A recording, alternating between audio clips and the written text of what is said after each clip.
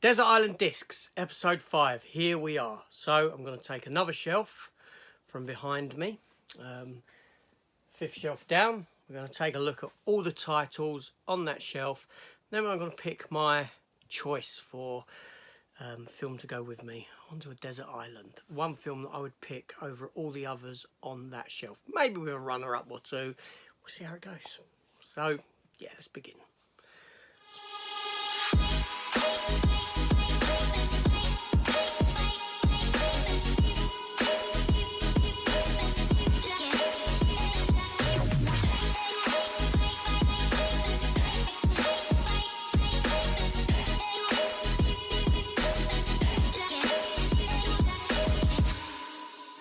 So welcome back to the channel, everyone, and welcome here to another episode of Desert Island Discs. Like I said before, for anyone who's just jumped in and hasn't seen any other episodes of this, I've never done a top 10 or top 20 ranking movies. I've always cited Jaws as being my favourite film of all time, and thusly I wanted to do something with the idea of showing some films that I like. Although this is a flawed way of doing it. We'll come into that later. But we're going to go for this shelf here below me. So we've done the top half of that shelf. We're going to do the second half because it's too high. Essentially 2 shelves worth of films in one shelf, if that makes sense. So we're going to take a look at the titles on that shelf. And yeah, and I'll tell you what I like. So before I do that, why don't you hit the subscribe button, come and join the channel, and let's get on with it. But while I'm doing it, why don't you know, take in what's there, what titles are on that shelf, and then let me know, maybe let me know what you've guessed that I might have picked, and let me know what you would have picked yourselves at the end. Yeah, and let's get on with it. So, like normal, I'm going to freehand the camera. I'm moving down into the place itself, and like I said, we're looking at this shelf here. Why is there a sticker stuck there? I'm so lazy. So we're going to look at this shelf here. I've cleared the top half off. The top half is what we done 2 weeks ago. We're going to take a look at these titles along here. So let's take a look, shall we? So first up we have Conan the Barbarian. This is Arnie's first foray into the Conan franchise. And then I have Conan the Barbarian with Jason Momoa. Yeah, and I don't know why that's second, whereas it should be Conan the Destroyer that is second on that shelf, but it's not.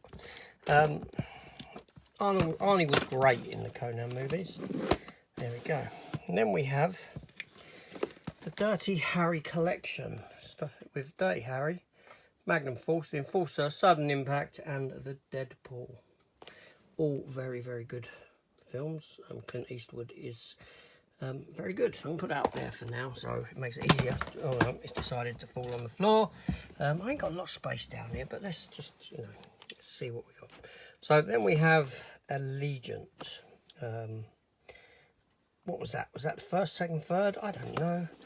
I've got the other one, Steelbook. And then we have Insurgent. I can't remember how they went now. There we go. And then we have Dawn of the Dead and Land of the Dead. Dawn of the Dead, the remake movie, and Land of the Dead on there as well. Dad's Army, this is the remake film. Now my tortoise is making a lot of noise, so I don't know whether to get him out. Hold on. So I've just come to realise if I spin myself around, I've got more room. So then we have Dan in Real Life. That was a Poundland pickup, and I've not yet watched it, but I like Steve Carell. The Duel. This would be another cheap pickup from Poundland. Daughter of the Wolf with Gina Carano. Richard Dreyfuss there as the baddie. I like Gina Carano.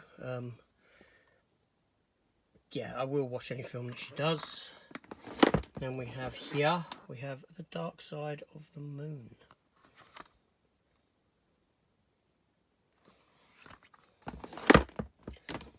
Dodgeball.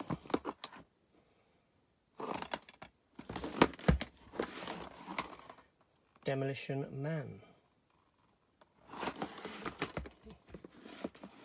And these are a bit out of order here, so I'm going to bring these down and I'll put them in a sort of proper order. Okay, so then we have the Death Race trilogy, Jason Statham being the first one.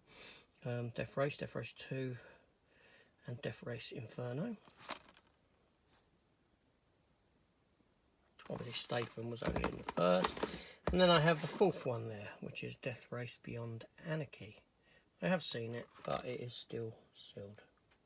Danny Trejo there in it. And Danny Glover. They both starred in a film together as well before.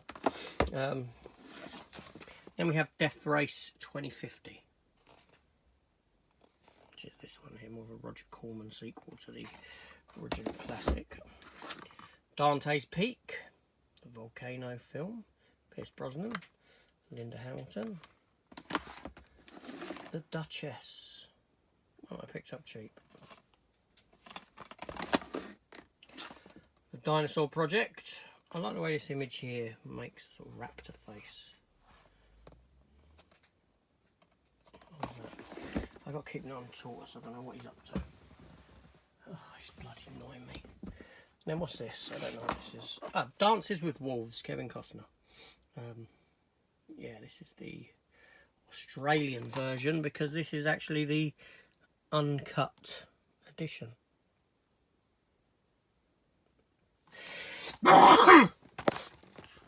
It's got 2 discs in there. Extended Director's Cut and the theatrical cut. Where's the 4K of that, eh? Nicolas Cage, Dying of the Light. The Devil's Advocate. Deepwater Horizon. Mark Wahlberg. Dracula 2000. Johnny Lee Miller. Gerard Butler as Dracula. Don John. Or Don Juan DeMarco. Drillbit Taylor, the extended survival edition. I used to have fun watching this. I didn't mind it. The Darkest Hour. Yes. The Darkest Hour. The other one. The good one. Day the Earth Stood Still. Keanu Reeves version. I need to get the original at some point. David Brent. Life on the Road. The Office follow-up. Daylight. Sylvester Stallone. Quite enjoyed that. I remember my cinema trip. Dark Shadows. Johnny Depp. I find that to be an underrated movie, to be honest. I didn't mind it. The Day After Tomorrow. Roland Emmerich. Disaster Flick. Dennis Quaid. And then we have Da Vinci Code. Angels and Demons. I don't know why they're the wrong way round, but Da Vinci Code first. Should be that way. Then Angels and Demons. I know these are like these, but because it's Da Vinci Code, I've put all of these under there. I've got 4K of this as well, which I picked up for about £2. Then we have Death Wish. Deep Blue Sea. Deep Blue Sea Part 2. And Deep Blue Sea 3 with a slip. Deep Impact. The Other Armageddon. Destroyer with Nicole Kidman. District 9.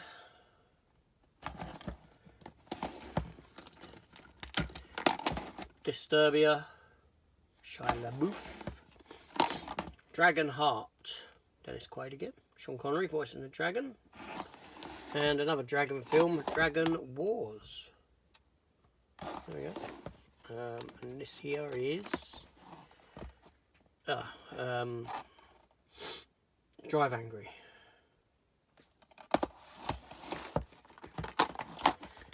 Duel. Steven Spielberg's Duel. Dirty Dancing. There. Got a few of them. And I don't even like the film. For the wife. So he says. And Dead Again in Tombstone. So there we go. So there's all your choices. Yeah, a bit of an underwhelming shelf, I'll be honest with you. But do you know what you would pick? Because I'll let you know what I will pick. Okay, so did you get the opportunity to peruse that shelf and pick yourself. If you did, let me know in the comments down below what film you would take. Now, like I said, that's a bit of an underwhelming shelf, I will say. I mean, there's some decent titles on there. Of course there is. There's also a lot of dross, a lot of stuff I've picked up very cheap and just for the sake of watching and picking it up cheap because it was cheap, sort of thing. That being said, I've picked 3 titles and these might surprise you. But like I said, this is a flawed way of showing you favourite films because obviously I pick a film on this shelf, but then because I'm limiting myself to one, I could then leave a film out on another shelf because I picked something else over it, but the film I leave out is far better in my opinion than the film that I've picked on this shelf, if that makes sense to you. So what I'm going to do is once I've done this for all the shelves in the room, I will then get all those titles together, those ones that I've picked, and then I'm going to whittle them down and whittle them down. We've only got a few left, and then after that I will give you my proper top 10 or top 20 favourite films of all time. It's going to take some thinking, that one. But what have I picked today? So a few runners up, and Dirty Harry isn't in there. Okay, so first up, and I do love a shark film, it's Deep Blue Sea. I love this film. I think it's a lot of fun. I remember going to cinema to see it. I thought it was fantastic. I've watched it loads of times. I really enjoy it. I don't know. It's just I have a lot of fun with this movie. I think the practical sharks look fantastic in it. You know, they were sort of made with Harrier jump jet sort of engines within or something like that to propel them through the water, and they could actually move pretty damn fast. The CGI sharks in it, on the other hand, look dreadful, but there we go. But no, a film that I like. So that's a runner-up. Another one that is a contender for runner-up, and that is Jaws, Steven Spielberg.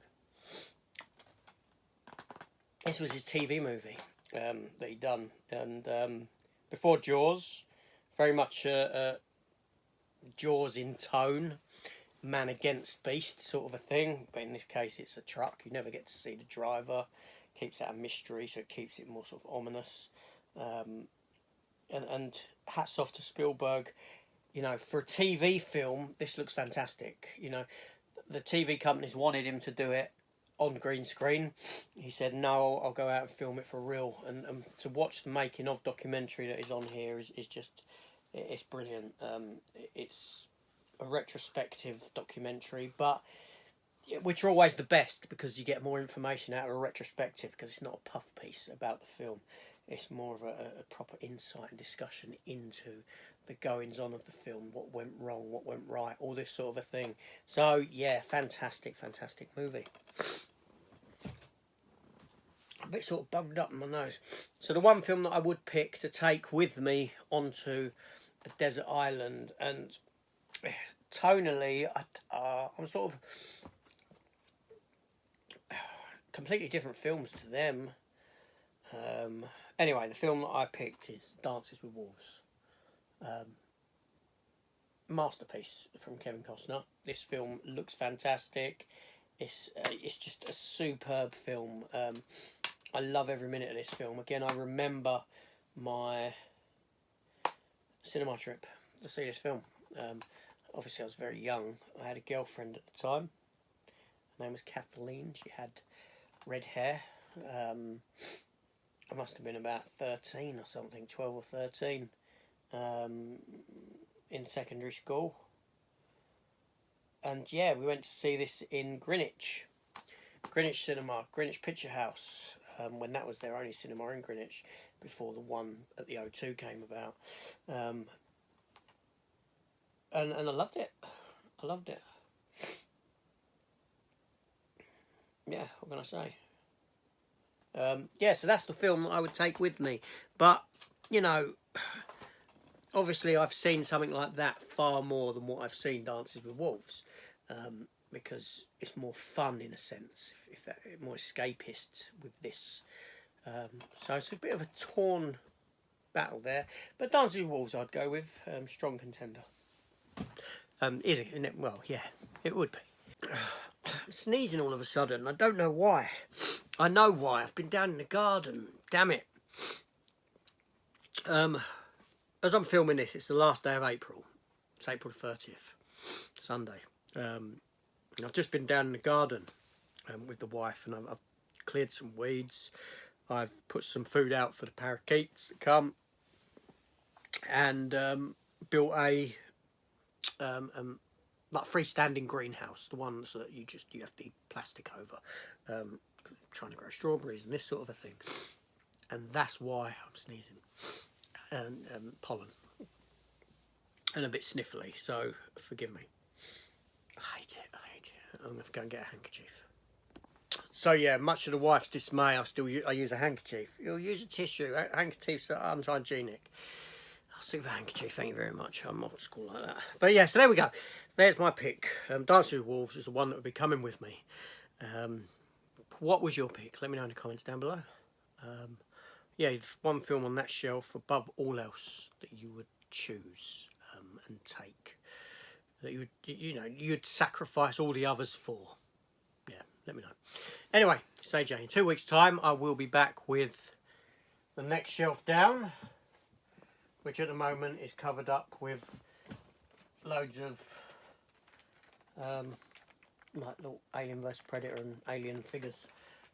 Yeah, so we'll move to that shelf in 2 weeks, and I shall see you then, no doubt. Take care.